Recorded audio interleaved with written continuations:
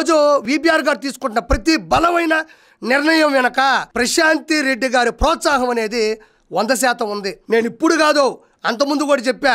నాకు విపిఆర్ గారితో రాజకీయాల్లోకి వచ్చిన తర్వాత కొద్దిసార్లు పరిచయం, కొన్నిసార్లు కలిశాను తప్ప నేను కరోనా సమయంలోనే ఆయన వీడియోలు, ఆయన చేస్తున్న మంచి సమాజం పట్ల ఆయనకున్నటువంటి శ్రద్ధ, సంపాదనలో కొంత భాగం ప్రజలకి సేవ చేయాలి విపిఆర్ ఫౌండేషన్ ద్వారా అనుకున్నప్పుడు నేను విపిఆర్ అనేటువంటి ఈ లోగోని, విపిఆర్ ఫౌండేషన్ సంబంధించినటువంటి ఈ లోగోను కూడా నేను పచ్చబొట్టి ఇప్పించుకోవడం జరిగింది.